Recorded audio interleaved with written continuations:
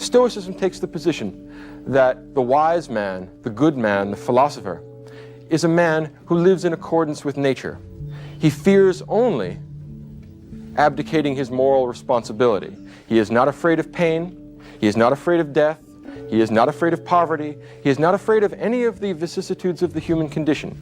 He fears only that he should let himself down and that he should be less than a complete human being. What does it really mean to live a good life? Not a successful life, not a popular life, not a rich or comfortable life. I mean a good life. One lived with integrity. One aligned with truth. One that matters, even when no one's watching, and maybe especially when no one's watching. Now imagine this, you're the most powerful human being alive. The entire known world bends to your will. Your word is law. Your enemies vanish at a whisper. You want something. It's yours. No questions asked. No consequences feared. That was the life of a Roman emperor. And for most of them, it was a life of unimaginable indulgence, absolute decadence, hedonism with no horizon. But there was one emperor, just one, who looked at all of that and said no. No to vanity. No to corruption. No to excess. And most importantly, no to himself. His name was Marcus Aurelius. He ruled over one of the most powerful empires in human history, and yet, quietly, privately, almost in secret, he waged a very different kind of war. A war against ego, a war against desire, a war to stay good, when everything around him tempted him to become something else. And here's what's astonishing, he won. He won not with armies, or violence, or domination, but with discipline, clarity, and self-reflection. A few quiet pages written in the stillness of early mornings in war tents. Just notes to himself. Reminders.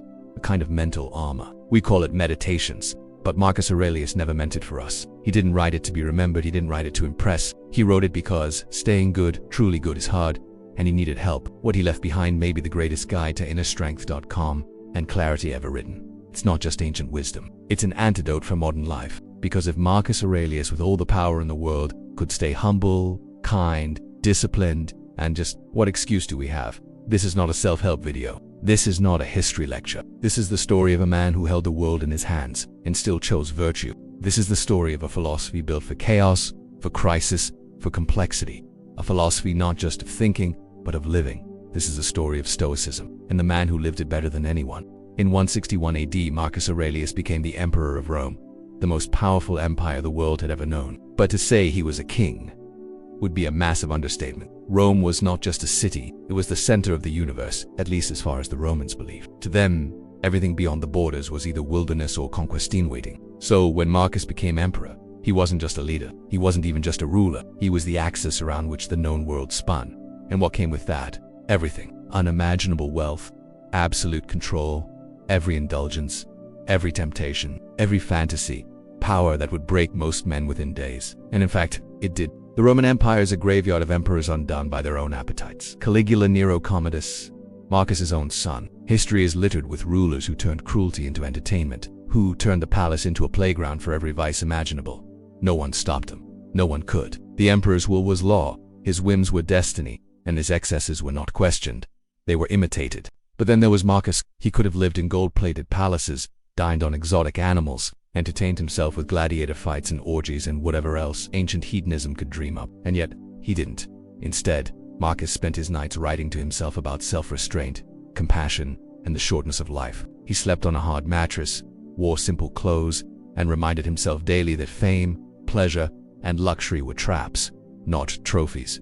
It wasn't that he lacked access. It's that he deliberately refused what every other man in his position would have devoured. And this wasn't a performance. It wasn't political strategy. There was no audience. Because the truth is, Marcus's most virtuous acts happened when no one was watching. That is the beginning of understanding him.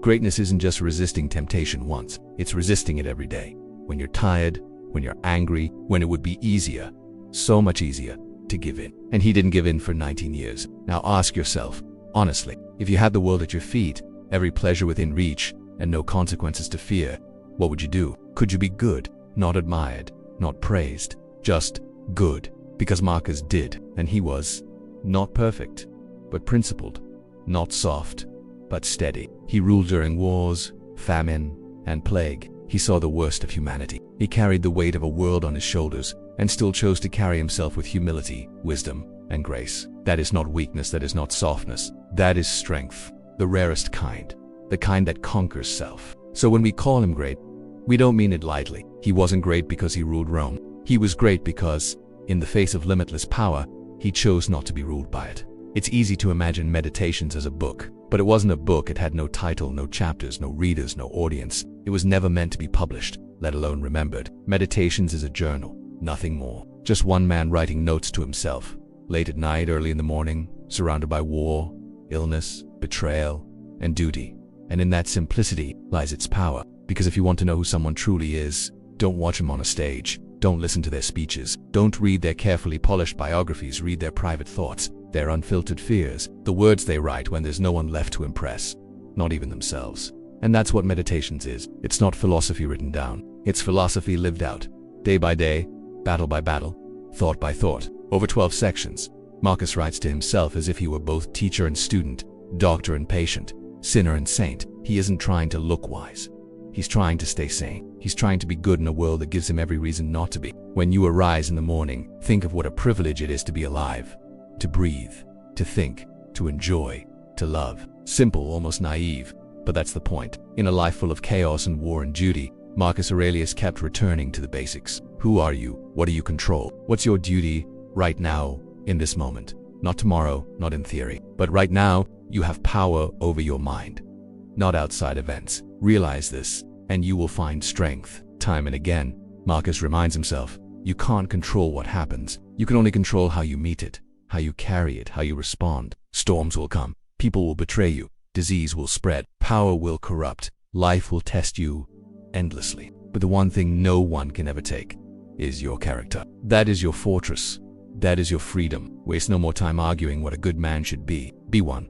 Imagine being Emperor of Rome, the most powerful position imaginable, and still reminding yourself daily, don't be selfish, don't be cruel, don't forget why you're here. No one was watching. No one would have blamed him if he slipped. But still, he held the line. Not because he was superhuman, but because he knew he wasn't. He was painfully aware of his flaws. You are a soul carrying a corpse. That's what he tells himself. A soul carrying a corpse. Not a king, not a god. Just a man, a mortal man, struggling to stay upright under the weight of it all, and trying to do so with dignity. And what does that leave us with? Not a book, a mirror. Meditations doesn't preach to us, it asks us. Can you be calm in the chaos? Can you be strong without becoming hard? Can you lose and still be good? Can you win and still be kind? Can you let Marcus hold the world in your hands and still remember who you are? This journal, written by candlelight nearly 2,000 years ago, contains no secrets. It simply offers a challenge. Be good, not once, not when it's easy, not when it's popular, but always, because that, and only that, is greatness. What does it mean to live a life of meaning? Live in accordance with nature. 3 words, a single principle, but in them a whole way of being. And this wasn't nature in the modern sense. Not just trees and animals, not just sunshine and soil. Marcus was talking about the nature of everything. The universe, the order of things, the rhythm of life and death, growth and decay, fate and freedom. To live in accordance with nature meant to live truthfully, to align your actions with the purpose for which you were made. A tree doesn't try to be a wolf. A river doesn't resent the mountain it flows around. A flame doesn't wish it were water. Everything in nature does what it was meant to do, without complaint, without pride, without resistance. And to Marcus, human beings were no different. We were born not to consume or conquer, but to think, to care, to serve, to live with reason, virtue, and love. What is your art, he asks himself. To be good. That was the nature of a human. Just as a bee exists to build and pollinate, just as a lion exists to roam and protect, Marcus believed a human being was born to act justly, honestly, humbly, and with courage. Anything else was a betrayal of our nature. Just as the eye was made to see and the ear to hear, the mind was made to live rightly. And when we resist this calling, when we chase status, or money, or attention, when we live for ego instead of duty, we don't feel fulfilled.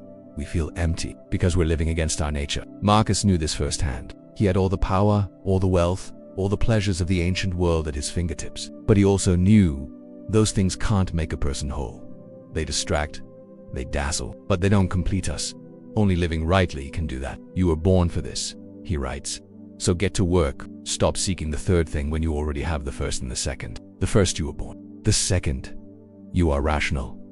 The third, fame, power, pleasure, unnecessary. He reminds himself over and over. Just like a vine grows grapes, just like the sun gives light, your job is to be good. That's it. That's the assignment. Not when it's easy, not when you're applauded, always, even when no one sees, especially when no one sees. But Marcus wasn't naive. He knew how hard it was to stay on that path.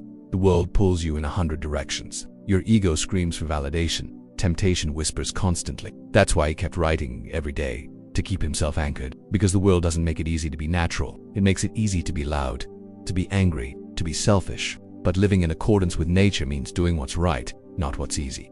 Nature is quiet, it's slow, it's patient, it grows, it lets go, and so must we. To live in accordance with nature is to live with clarity, not confusion, to want what you need, not everything you see, to let go when it's time, not cling out of fear, to do your job, fulfill your role, and then vanish like everything else. Don't live as if you had 10,000 years. Marcus reminds himself, death hangs over you. While you live, while it is in your power, be good. There is no time to waste. Nature doesn't wait, it moves. And so must we. You don't get to choose the world you're born into. You don't get to choose the people around you, the obstacles you face, or the opinions others have of you. But you do get to choose how you respond. And that single truth, the power of choice, was Marcus Aurelius' most sacred belief. As emperor, he sat at the peak of power. He dealt daily with flattery, corruption, betrayal, and incompetence. He saw cruelty and ignorance in every corner of his empire. And yet, he chose to be kind. Whenever you are offended at someone's wrong behavior, he reminded himself, immediately ask, what fault of mine most resembles this? Marcus didn't divide the world into good people and bad people. He saw all people, even the worst, as brothers, as fellow travelers on the same road, some ahead, some behind, some lost, but all worthy of compassion. They do wrong because they don't know what's right, he wrote. Teach them if you can. Endure them if you must. This wasn't weakness, it was strength, because Marcus knew. Getting angry is easy. Holding a grudge is easy. Writing people off, easy. But staying open, staying patient, that takes power. That's the Stoic way. And he wasn't just dealing with annoying neighbors, he was dealing with senators plotting against him, generals lying to his face, friends turning into enemies. Still, he believed, they are part of nature. Just like thorns on a rose, storms in the sky, or wolves in the forest. Don't curse them. Don't demand that they change. Prepare yourself. You will meet ungrateful, violent, treacherous, envious, uncharitable men, he told himself. But none of them can harm you, unless you let them corrupt your mind. That was the key. No one could steal his virtue. Not with lies, not with cruelty, not even with betrayal. The only way to lose his goodness was to throw it away. That was adversity. Not the people, but what they threatened to awaken inside him. Resentment, pride, vengeance. The real battle was never out there. It was in here. Visual, Marcus alone, in a war camp, holding his son's hand. Then, writing by lamplight in the dark. Even when he lost his children to illness, even when his empire was shaken by plague and war, Marcus returned to a single phrase. You have power over your mind, not outside events. Realize this, and you will find strength. Strength, not in control of others, but in control of yourself. So when adversity came, and it always came, Marcus didn't pray for easier days. He prayed for a stronger soul. And then there was fame, the last temptation, the sweetest poison. Marcus Aurelius was loved, admired, worshipped. Statues were built in his image. His name was etched into stone. Poets wrote about him. Generals swore loyalty to him. And yet, he wanted none of it.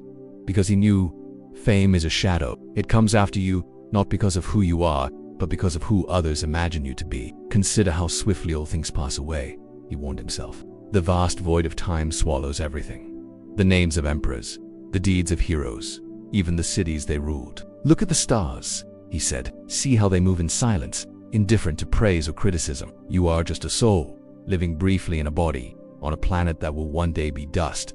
So why chase approval? Why trade your integrity for applause? It's not that fame is meaningless, Marcus writes. It's that it means nothing to the one who possesses it. He would rather be good in private than celebrated in public for something he's not. And here lies one of the most profound lessons in meditations. Your duty is not to be seen, it is to be true. To treat others justly, to endure adversity with dignity, to reject the false seduction of reputation, to live quietly, steadily, and well, even when no one watches, especially when no one watches. What is death? Not in a poetic sense, not a metaphor, not a story, just the reality. One day, you, me, all of us will die. For most people, that thought is terrifying, but not for Marcus's. Death, he believed, wasn't a punishment. It wasn't something to fear, it wasn't even the end. It was nature, nothing more, nothing less. Don't act as if you were going to live 10,000 years, he wrote. Death hangs over you. While you live, while it is in your power, be good. Marcus didn't just accept death, he used it. He stared at it every morning, every night, not with dread, but with clarity. Because once you understand that you're going to die, it becomes very obvious how you should live. You could leave life right now. Let that determine what you do, say, and think.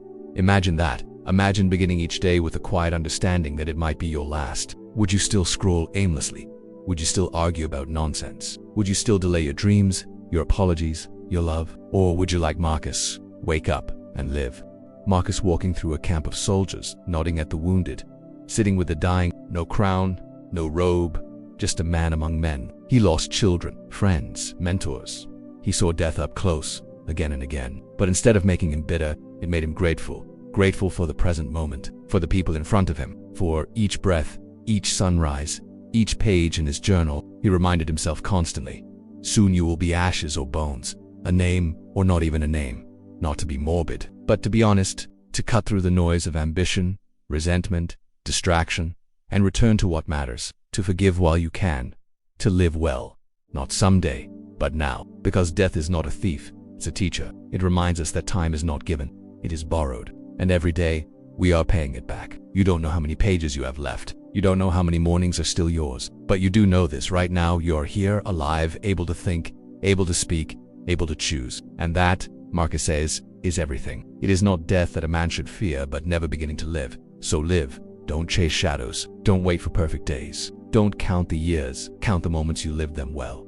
Because death is not the enemy. Wasting life is, and to die with nothing but regret, to realize too late that you could have been more, done more, loved more, that is the only real tragedy. So don't fear your final breath. Fear the days you live without meaning. Marcus Aurelius didn't. Marcus Aurelius was a man, not a saint, not a god, just a man. He was born into privilege, surrounded by temptations and power, yet he chose discipline over indulgence, humility over pride, and virtue over comfort. He ruled the greatest empire on earth, but never let it rule him. He lost what no man wants to lose. He faced what most men fear. He endured more than we'll ever know. His wife Faustina cheated on him, but he endured with grace. And in the quiet moments between war and politics, he wrote to himself, not to teach others, but to hold himself accountable. He wasn't trying to be remembered. He was trying to be good. That is what makes Marcus Aurelius great. Not his empire, not his victories, not his fame, but his soul, a soul that whispered each morning, be kind, be strong, be just, be ready. And when the end came, as it comes for all, Marcus didn't resist. He accepted it, because he had lived, not perfectly, but intentionally. And that, perhaps, is the highest goal any of us can aim for. Not to be remembered forever, but to live today in a way that docenti need to be. To leave no legacy but virtue. To meet life and death as a Stoic. Please subscribe and like this video.